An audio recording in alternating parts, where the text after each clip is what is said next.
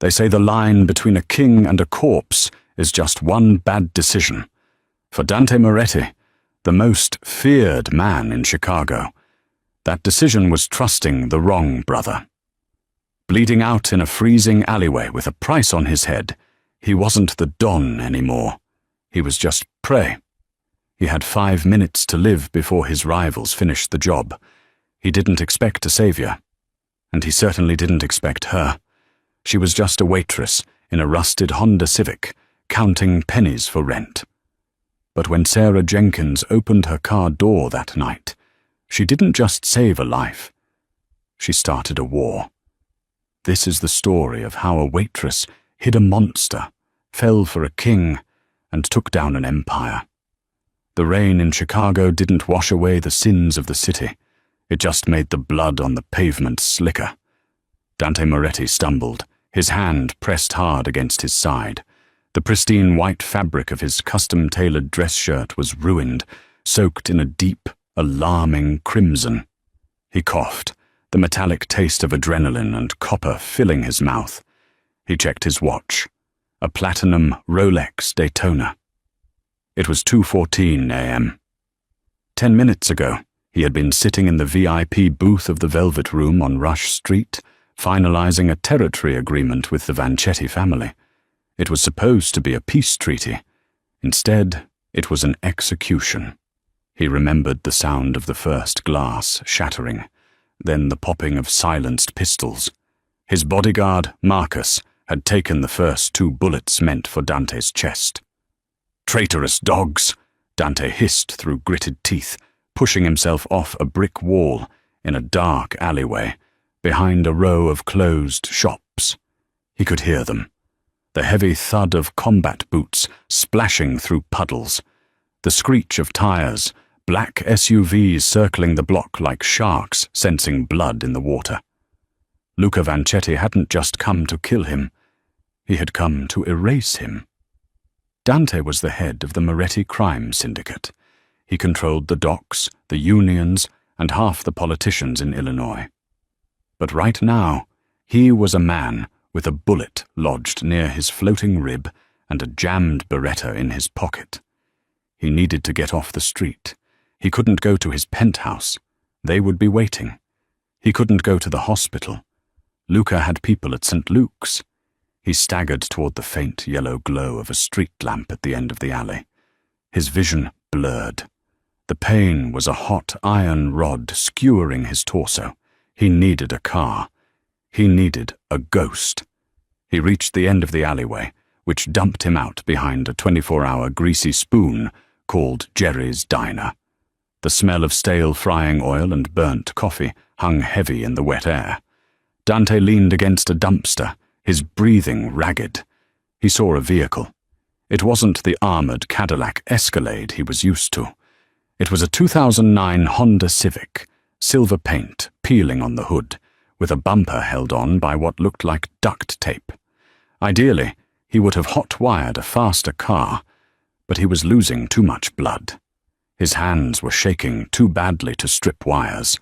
He heard a voice, a shout, echo from the main street. "Check the alley. He couldn't have gone far." Panic, cold and sharp, pierced through his haze. They were here. Just then, the back door of the diner swung open with a harsh creak.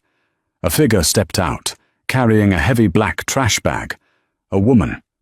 She looked exhausted, her uniform stained with ketchup and grease. She tossed the bag into the dumpster, not 3 feet from where Dante was crouching in the shadows. She sighed, a long, weary sound that spoke of a life harder than the concrete beneath her feet. She pulled a set of keys from her apron pocket and walked toward the beat-up Honda. Dante knew this was it, his only chance.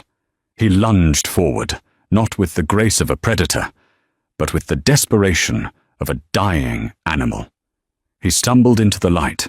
"Help!" he rasped, the word barely audible over the rain. The woman spun around, a can of pepper spray instantly appearing in her hand. She didn't scream. That surprised him. Most civilians screamed. "Stay back," she warned. Her voice was steady, though her eyes were wide. She took in his appearance, the expensive suit ruined by blood, the pale skin, the sheer danger radiating off him. "I have 0 cash, buddy. You're robbing the wrong waitress." "Not a robbery," Dante groaned, clutching his side as his knees gave way.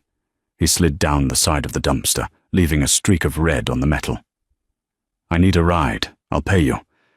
10,000. Cash." The woman, Sarah, blinked. The rain plastered a strand of dark hair across her face. "You're bleeding out." "Please," Dante whispered. The sound of running footsteps grew louder from the alley entrance. "They're coming." Sarah looked at him, then toward the dark mouth of the alley. She saw the beams of flashlights cutting through the rain. She saw the silhouettes of men holding weapons that were definitely not for self-defense. She looked back at Dante. He was handsome, in a terrifying way, but right now he looked like a broken child. Sarah Jenkins had made a lot of bad decisions in her 24 years. She had dropped out of college to pay for her mum's chemo. She had taken loans from loan sharks she couldn't pay back. But looking at the man bleeding on the asphalt, she made the most reckless decision of all. "Get in," she hissed, unlocking the back door of the Honda. "Get down on the floorboard. Now." Sarah Jenkins shoved the man's legs into the cramped space behind the driver's seat. He was heavy, dead weight, and he smelled like expensive cologne mixed with the copper scent of a slaughterhouse. "Stay down and shut up," she whispered, throwing a pile of her dirty laundry, gym clothes she had been meaning to wash for a week, over him. It wasn't a perfect camouflage, but in the dark, through tinted windows that were peeling, it might work. She jumped into the driver's seat, her heart hammering against her ribs like a trapped bird. She jammed the key into the ignition. "Please start. Please, you piece of junk, start." The engine sputtered, whined, and then roared to life with a noisy rattle. Sarah threw the car into reverse, just as 3 men burst out from behind the diner. They were dressed in black tactical gear, looking like a SWAT team, but moving with the chaotic aggression of gangsters. One of them, a man with a scar running through his eyebrow, raised a flashlight and shined it directly at her windshield. Sarah threw her hand up to shield her eyes, feigning annoyance rather than terror. She rolled down her window an inch. "Hey!" the scarred man shouted, approaching the car. He had a gun at his side, barely concealed. "You see a guy come through here, suit, bleeding?" Sarah forced herself to look annoyed. She channeled every ounce of frustration she felt toward her manager, Rick, who had just made her work a double shift for 0 tips. "Look, pal," she snapped, her voice cracking only slightly. "I just worked 14 hours. The only thing I saw was the garbage I just threw out. Now move, or I'm calling the cops. There are cameras back here." It was a lie. The cameras at Jerry's hadn't worked since 1998. But the man hesitated. He glanced at the dumpster, then at the main road. "Check the car," another man shouted from the back. Sarah's grip on the steering wheel tightened until her knuckles turned white. Below her seat, she felt the man, Dante, shift. If he groaned, if he coughed, they were both dead. She knew it. These weren't cops. They wouldn't read her rights. They would just erase the witness. The scarred man stepped closer, shining his light into the back seat. The beam swept over the pile of gym clothes. Sarah held her breath. The light lingered on a grey sweatshirt. Beneath it, Dante lay perfectly still, holding his breath until his lungs burned. "Clear," the man grunted, turning away. "He must have cut through to 5th Avenue. Let's go." They turned and sprinted toward the street. Sarah didn't wait. She slammed her foot on the gas. The Honda lurched forward, tires spinning on the wet asphalt before catching grip. She peeled out of the parking lot, merging onto the empty street, her heart rate spiking so high she felt dizzy. She drove for 10 minutes in silence, taking random turns, weaving through the industrial district toward the highway. Only when she was sure no SUVs were following did she speak. "Hey," she said, looking in the rear-view mirror. "You still alive back there?" There was a pause, then a low groan. The pile of laundry shifted. Dante pushed the clothes aside and pulled himself up to a sitting position. His face was grey, drained of colour, but his eyes, piercing, ice blue, were alert. "Barely," he muttered. "You handled that surprisingly well." "I grew up in a bad neighbourhood," Sarah said tightly. "I know how to lie to men with guns. Where am I taking you? A hospital?" "No," Dante barked, then winced, clutching his side. "No hospitals. They'll find me. Do you have a place? Somewhere quiet?" Sarah laughed, a high-pitched, hysterical sound. "My place? Buddy, I live in a studio apartment the size of a shoebox, with walls thin enough to hear my neighbor sneeze. You bleed on my carpet, I lose my security deposit." "I will buy you the building," Dante said, his voice serious. He reached into his blood-soaked jacket and pulled out a money clip. He fumbled with it, his fingers slippery with blood, and tossed a wad of bills onto the passenger seat. Sarah glanced at it. It was a stack of hundreds.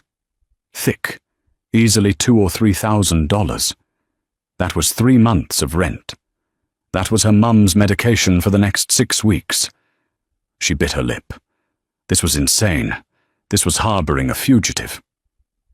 But the money was real, and the man in her back seat was dying.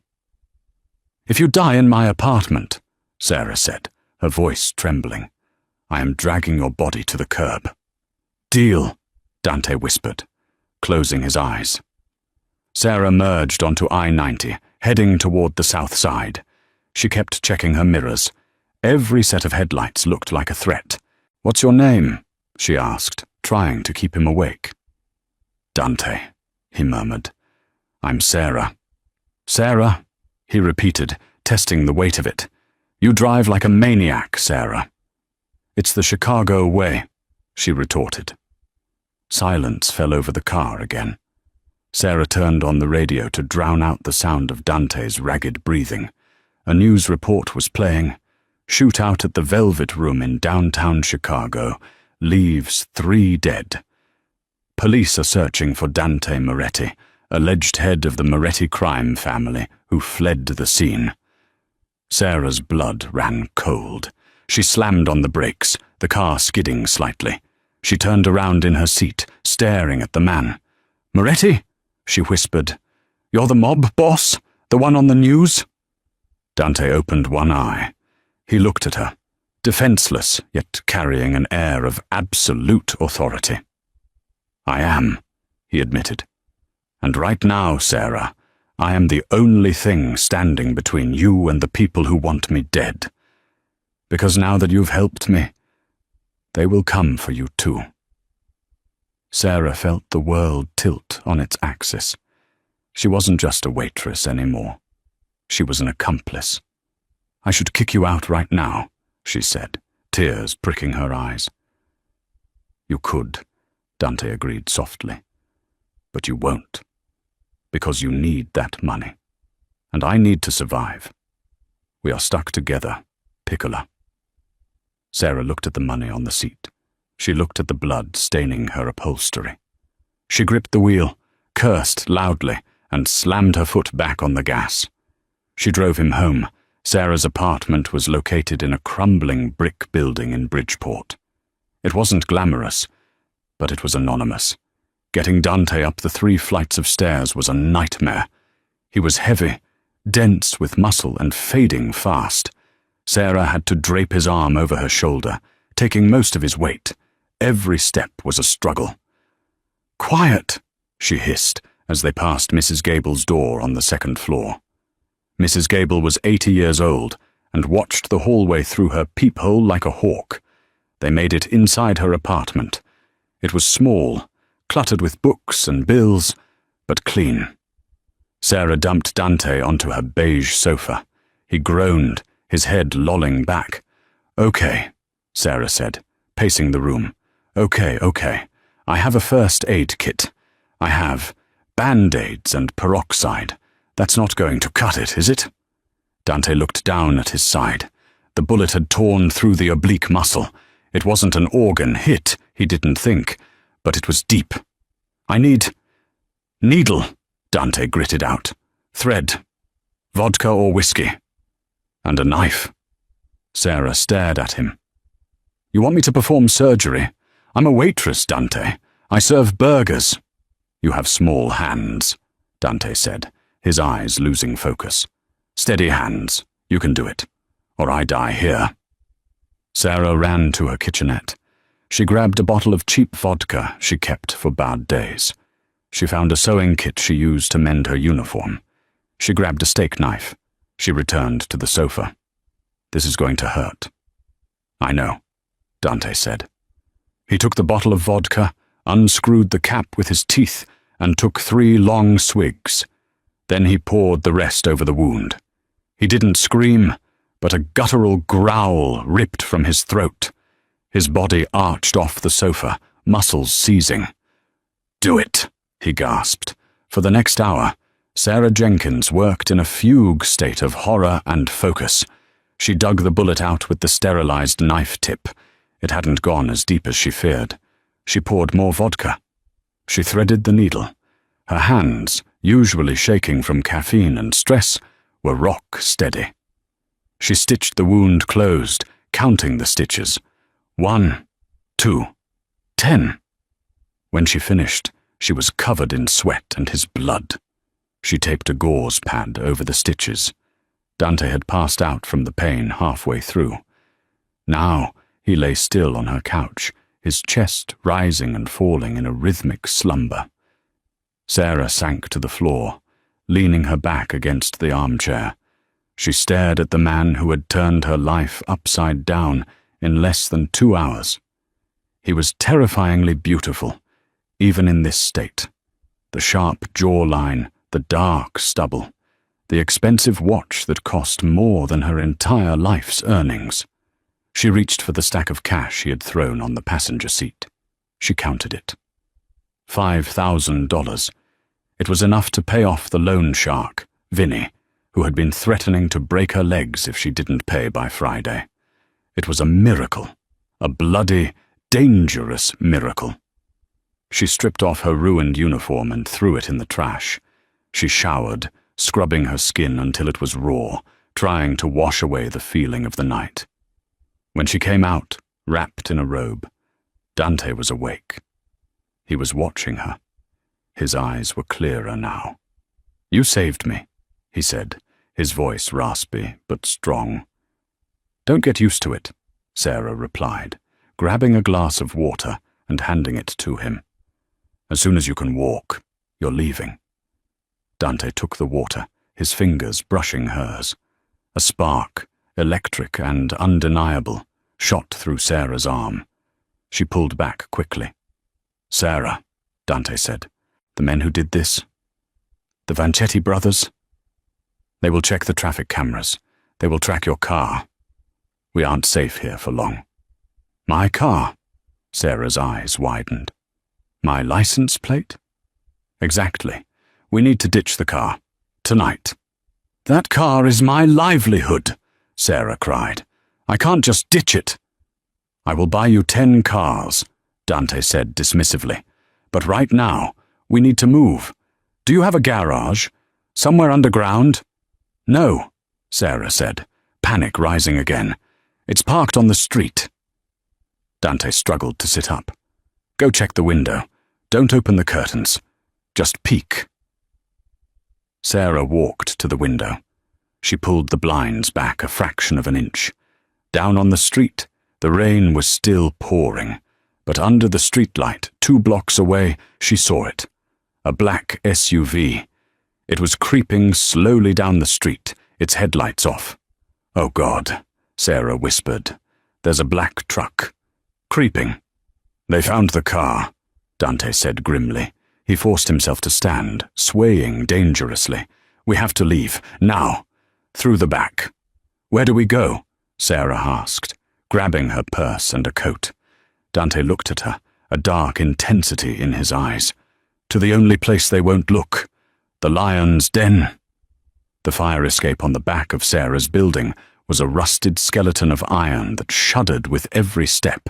The rain had turned the metal rungs into slick traps, threatening to send them plummeting 3 stories down into the trash-strewn alley below.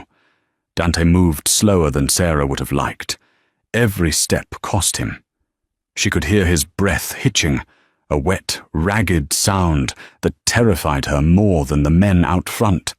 He was holding his side, the fresh stitches pulling tight against his skin.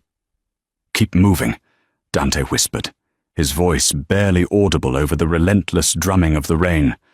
"Don't look down, just move." Sarah scrambled down the last ladder, dropping the final 4 feet onto the wet concrete. She turned and helped steady Dante as he landed heavily. He groaned, his knees buckling, but he forced himself upright. "Through the fence," Sarah directed, pointing to a hole in the chain link that the neighborhood kids used as a shortcut. "It leads to the rail yard." They squeezed through the gap, the jagged metal snagging Dante's ruined suit jacket. Behind them, from the front of the building, came the sound of glass shattering. A heavy thump followed. They were kicking down her door. "They're inside," Sarah choked out, tears mixing with the rain on her face. "They're destroying everything." "They are looking for bodies," Dante corrected grimly. "When they don't find us, they will burn it. We need to be gone before the fire trucks arrive." They moved into the shadows of the rail yard, navigating around rusted shipping containers and decommissioned train cars. The city of Chicago loomed around them, a sleeping giant indifferent to their struggle. "Where are we going?" Sarah asked, her teeth chattering from the cold. She was wearing only her thin coat over her pajamas and boots. "The meatpacking district," Dante said. "I own a processing plant. It's been closed for renovations. It has amenities." "That's 5 miles away," Sarah hissed. "You can barely walk 5 feet." "Then we will not walk," Dante said. He stopped by an old beige Ford pickup truck parked near a maintenance shed. It looked like it hadn't moved in years, covered in grime. Dante leaned against the truck, his face pale as moonlight. "Check the wheel well. Driver's side. Rear." Sarah looked at him like he was crazy, but she crouched down and felt inside the muddy wheel well. Her fingers brushed against something cold and magnetic. A key box. She pulled it out and stared at him. "How did you know?" "This is a drop car," Dante explained, sliding into the passenger seat as Sarah unlocked the door. "We keep them scattered around the city for emergencies. I haven't used this one since 18. Pray the battery isn't dead." Sarah climbed into the driver's seat. The truck smelled of old tobacco and dust. She turned the key. The engine wheezed, whined, and then caught with a thunderous roar. "Go!" Dante commanded. "No headlights until we hit the main road." Sarah navigated the truck out of the yard, her heart pounding in her throat. As they pulled onto the street, she looked back toward her apartment building. A plume of black smoke was already curling out of her 3rd-story window, rising into the rainy night sky. Everything she owned, her mother's photos, her uniform, her bed, gone. "I'm sorry," Dante said softly, watching the smoke too. "I will replace it all. Tenfold." "Just keep me alive," Sarah said, gripping the wheel. "That's all I want." The drive to the meatpacking district was a blur of tension. Every police siren made them flinch. Every car that stayed behind them for too long felt like an assassin. But the old truck blended in perfectly with the industrial traffic of the city at night. They arrived at a hulking brick building on the edge of the river. The sign above the door read, "Moretti Meats and Cold Storage." The windows were boarded up. It looked abandoned. Dante directed her to a loading dock around the back. He punched a code into a keypad hidden behind a loose brick. The massive steel shutter door groaned and began to lift slowly. Sarah drove the truck inside. The space was pitch black. "Wait," Dante said. The shutter door closed behind them, plunging them into total darkness. Then, overhead, lights flickered on, one by one, revealing a space that was definitely not just a meat processing plant. The center of the warehouse was cleared out. In the middle sat a sleek, black helicopter. Along the walls were racks of servers blinking with green lights, rows of tactical weapons, and monitors displaying camera feeds from all over the city. "Welcome to the Lion's Den," Dante said, unbuckling his seatbelt. "Home sweet home." Sarah stared, her mouth agape. "Who are you? Really?" "I told you," Dante said, opening the door and stepping out, his movement slightly smoother now that the adrenaline was fading into a dull ache. "I'm the guy who runs this city, and right now, someone is trying to take my throne." He walked over to a medical station, set up near the server banks. It looked like a mini ER, fully stocked with IVs, monitors, and surgical tools. "Help me," he said, sitting on the gurney. "I need an IV, antibiotics and fluids. Can you do that?" Sarah nodded slowly. She had spent enough time in hospitals with her mum. She knew how to find a vein. She walked over, her hands trembling slightly as she prepped the IV bag. "You have all this," she said, gesturing to the helicopter and the guns. "Why were you alone in that alley?" Dante's expression darkened. The look in his eyes shifted from pain to a cold, simmering rage. "Because," he said, his voice dropping an octave, "the only people who knew where I was tonight were my brother, Matteo, and my head of security. One of them is dead. The other is a traitor." Sarah inserted the needle. Dante didn't flinch. "My brother," he whispered, staring at the blank monitor on the wall. "My own blood. He sold me to Vanchetti." The warehouse was silent, save for the hum of the server banks and the rhythmic beep of the heart monitor Dante had hooked himself up to. It was 4 a.m. Outside, the city was waking up, but inside the Lion's Den, time felt suspended. Sarah sat on a rolling stool, watching Dante. The IV fluids had brought some color back to his face. He had changed out of his ruined suit into a clean black t-shirt and tactical pants he had pulled from a locker. He looked less like a victim now, and more like a soldier preparing for war. He was typing furiously on a keyboard, his eyes scanning multiple screens. "Matteo," Dante muttered. He wiped the encrypted drives at the penthouse. He's trying to erase the ledger. "The ledger?" Sarah asked. She was eating a protein bar she had found in a supply crate. She hadn't realized how hungry she was until the adrenaline crashed. "The list," Dante explained without looking away. "Names of judges, police captains, senators on our payroll. If Matteo gives that list to the Vanchettis, they don't just take my territory. They take my leverage. They become untouchable." He hit a key, and a video feed popped up on the center screen.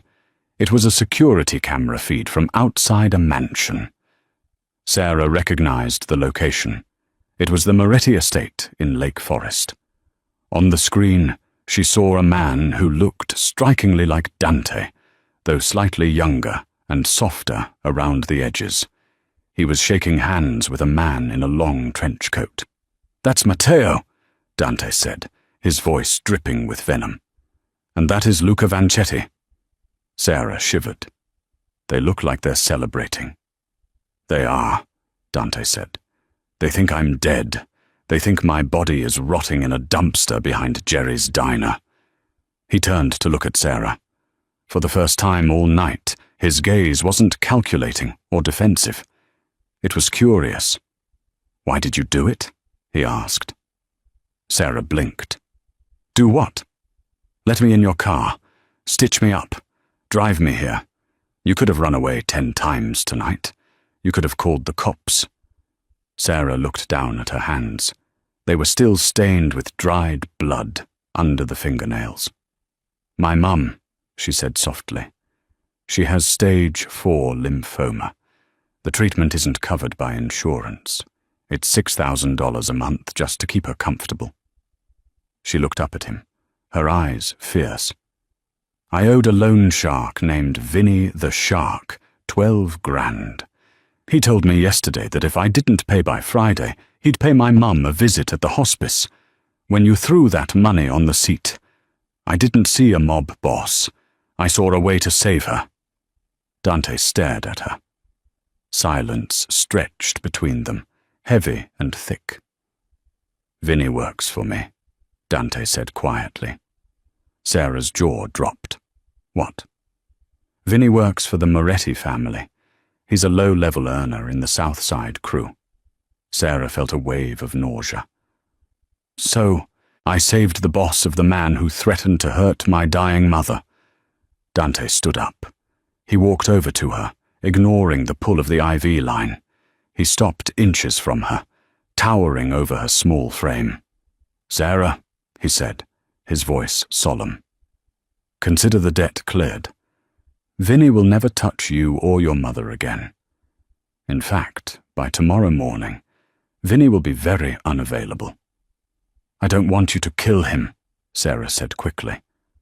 "I just want him to leave us alone." "Done," Dante said. "And your mother's medical bills? They are taken care of, indefinitely. You saved my life. The Moretti family pays its debts." Sarah felt a lump in her throat. She wanted to cry, but she was too exhausted. "Thank you." "Don't thank me yet," Dante said, turning back to the screens. "We are not out of the woods. Matteo is moving fast. He's called a meeting of the capos, the captains of the family, for tomorrow night at the Sapphire Club. He plans to announce my death and take control." "So, what do we do?" Sarah asked. "Do you call the police?" Dante laughed, a short, dark sound. "Police? No. In my world, we handle things differently. If I don't walk into that meeting alive, Matteo wins. If I show up, I have to be strong enough to kill the traitor and retake the crown." He winced, his hand going to his side. "But in this condition, I can't fight. I can barely stand." "You need rest," Sarah said, her waitress instincts kicking in. "You need to sleep." "I can't sleep," Dante argued. "I need to contact my loyalists.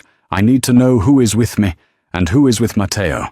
But I can't use the phones. They'll be tapped." He looked at Sarah. An idea seemed to form in his mind.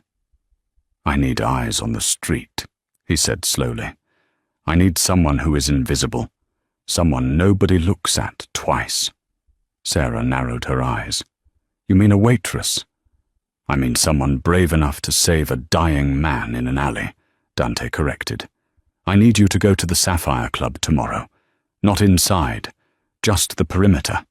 I need you to drop a package for my consigliere, heavy-set guy, grey hair. His name is Frank. If Frank gets the package, he'll know I'm alive. He'll secure the room for me." "And if Frank is working with Matteo?" Sarah asked. "Then," Dante said, his face hardening, "you run, and I die." It was a suicide mission. Sarah knew it. Dante knew it. But then she thought about the burning apartment. She thought about the black SUV creeping down her street. She was already in this war. There was no going back to serving coffee and pancakes. "What's in the package?" Sarah asked. Dante reached into his pocket and pulled out a heavy, silver signet ring. It was engraved with a roaring lion. "This," he said, placing the ring in her palm. It was warm from his skin. "This is the ring of the Don. Matteo doesn't have it. As long as I have this, I am the king. And if Frank sees this, he will know that the king is coming home." Sarah closed her fingers around the ring. It felt heavy, burdened with a history of violence and power. "Okay," she said. "I'll do it." Dante looked at her, and for a moment the hard exterior of the Mafia Don cracked. He reached out and tucked a strand of hair behind her ear. His fingers lingered on her cheek. "You are a dangerous woman, Sarah Jenkins," he murmured. "If I had met you in another life, I would have never let you go." Sarah's breath caught. The chemistry between them was undeniable, a fire burning in the middle of the wreckage. "Get some sleep, Dante," she whispered, pulling away. "You have a kingdom to win back tomorrow." Dante nodded. He lay back on the gurney, the gun resting on his chest. Within seconds, he was asleep. Sarah didn't sleep. She sat in the chair, clutching the silver ring, watching the sun rise over the gritty industrial skyline of Chicago. She wasn't just Sarah the waitress anymore. She was the keeper of the king's ring. And tomorrow, she was going into the heart of the enemy's territory. The Sapphire Club was not just a nightclub. It was a fortress of velvet and neon located in the heart of the Gold Coast. It was the crown jewel of the Moretti Empire, the place where politicians shook hands with hitmen and where the fate of the city was decided over glasses of 50-year-old scotch. Tonight, the air around the club was electric. Black SUVs lined the curb 3 deep. Men with earpieces and bulging suit jackets patrolled the perimeter. To the average passerby, it looked like a celebrity party. To Sarah Jenkins, watching from the tinted window of a borrowed sedan across the street, it looked like a shark tank. "Are you sure about this?" Sarah asked, her hand gripping the door handle. She was no longer wearing her pajamas. Inside the lion's den, Dante had found a wardrobe left behind by one of his ex-associates. Sarah was now dressed in a sleek, black cocktail dress that hugged her frame, with a pair of heels that cost more than her car. She looked like she belonged in the VIP section, but she felt like an imposter who was about to be eaten alive. Dante sat in the driver's seat. He looked worse than he had an hour ago. The adrenaline was fading, leaving behind the stark reality of blood loss and fever. His skin was sheen with sweat, his eyes glassy. He checked the magazine of his pistol for the 10th time. "I can't go in yet," Dante rasped. "If I walk in that front door alone, Matteo's men will cut me down before I reach the bar. I need Frank to clear the path. I need him to know I'm alive." He looked at Sarah. "You don't have to go in. You can drop the package at the valet stand. Tell them it's for Frank." "No," Sarah said, surprising herself. "If I leave it at the valet, it might never get to him. Matteo will have people checking everything. I have to put it in his hand." She wasn't doing this for the money anymore. She was doing it because she had seen the man behind the monster. She had seen Dante stitch up his own side to survive.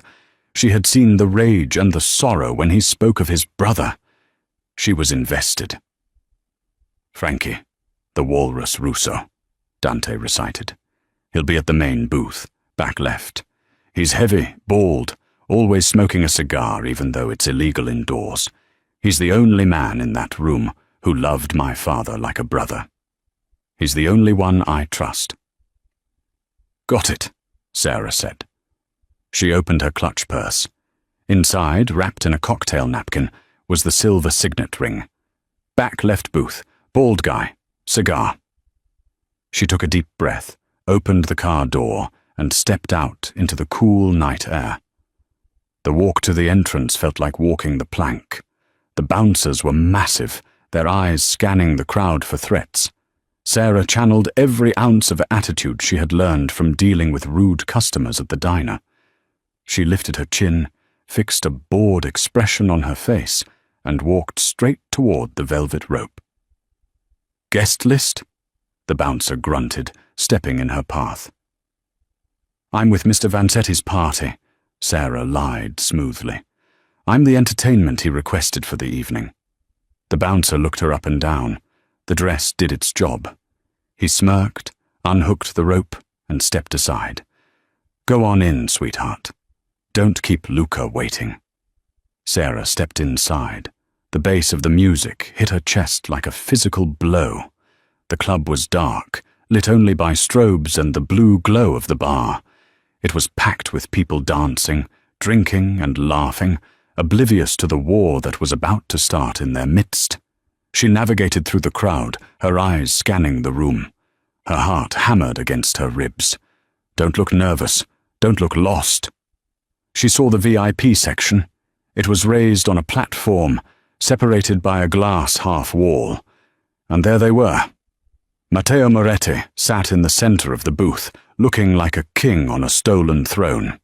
He was laughing, clinking a champagne glass with a man in a white trench coat, Luca Vancetti. The sight made Sarah's stomach turn.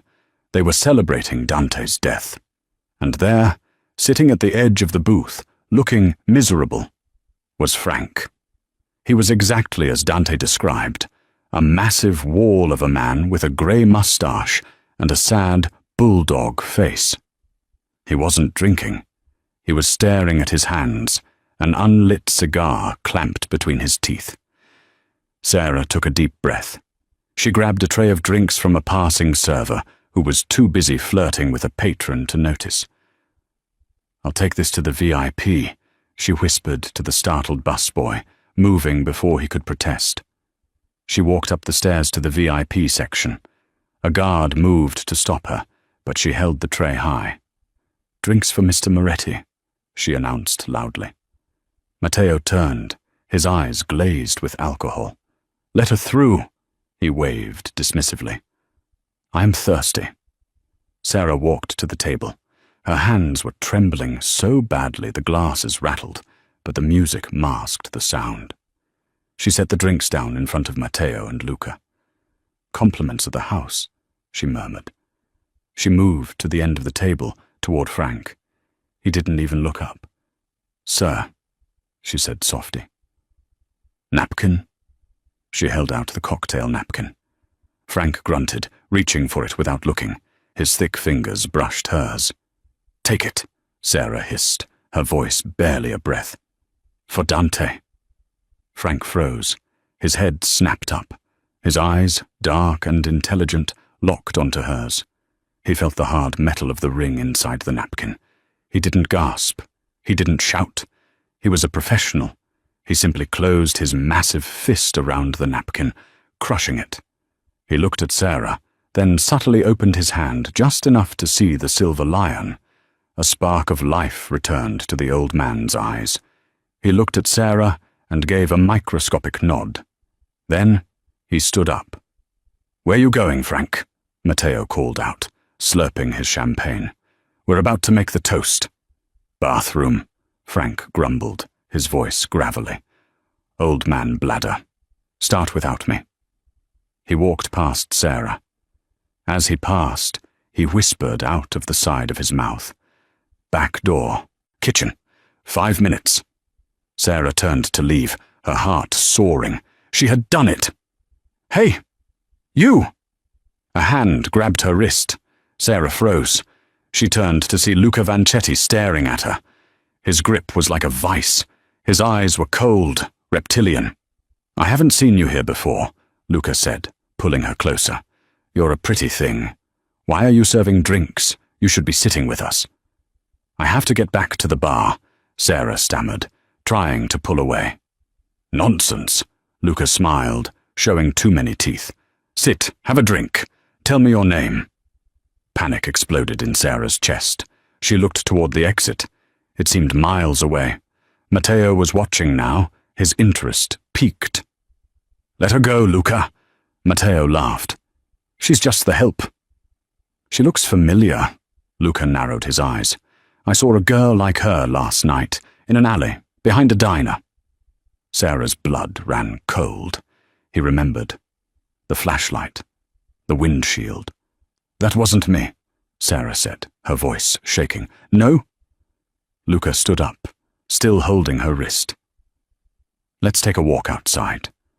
I want to see your car." Sarah was trapped. She looked around for help, but the music pounded on, indifferent. Luca began to drag her toward the side exit. Suddenly, The music cut out. The sudden silence was deafening. The strobe light stopped, replaced by the harsh glare of the house lights, turning on full blast. The crowd groaned in confusion. At the top of the grand staircase, overlooking the entire club, the double doors kicked open with a thunderous bang. Every head in the room turned. Standing there, framed by the light from the hallway, was Dante Moretti. He was pale, sweating, and leaning heavily against the doorframe. But in his hand was a golden Desert Eagle pistol, and in his eyes was pure, unadulterated hellfire. "Get your hands off her, Luca!" Dante's voice boomed through the silent club. The sight of a dead man walking tends to freeze a room. For 10 seconds, nobody moved. A glass slipped from a woman's hand and shattered on the floor, the sound echoing like a gunshot. Matteo Moretti stood up slowly, his face draining of color until he looked like a ghost. "Dante," he whispered, "that's impossible. You're dead." "Disappointed?" Dante sneered. He took a step forward, fighting the pain that threatened to buckle his knees. "You missed a spot, brother.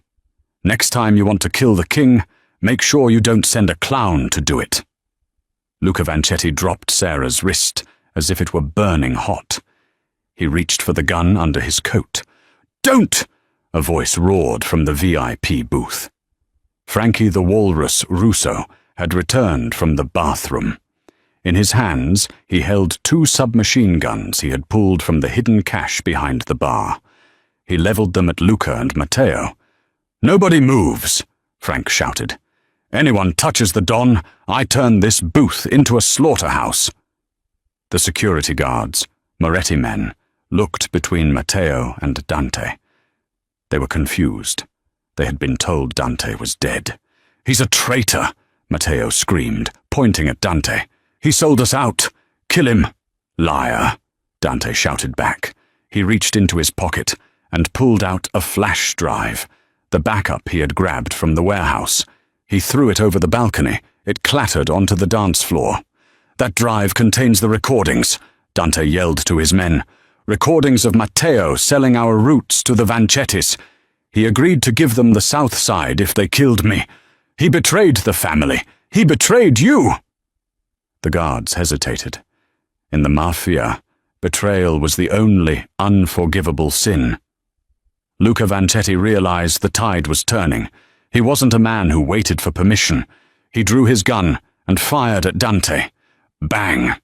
The bullet shattered the plaster next to Dante's head. Chaos erupted. Screams filled the air as patrons dove for the floor. Frank opened fire, the submachine guns roaring as he sprayed the table, forcing Luca and Matteo to dive for cover. "Sarah, get down!" Dante screamed. Sarah didn't need to be told twice. She scrambled under a heavy oak table near the VIP rail. Above her, glass shattered and wood splintered as bullets flew back and forth. Dante moved. Pain was forgotten. He vaulted over the railing, landing on the VIP platform. He wasn't fighting for territory anymore. He was fighting for survival. He saw Luca pop up, aiming at Frank. Dante fired 2 shots. One hit Luca in the shoulder, spinning him around. The Vancetti boss fell back, groaning. Matteo scrambled toward the back exit, trying to flee like a rat. "Matteo!" Dante roared. He chased his brother into the kitchen corridor. Sarah, seeing Dante run into the back alone and injured, made a split-second decision. She crawled out from under the table. "Frank!" she yelled at the older man who was reloading. "Watch the room!" Then she ran after Dante.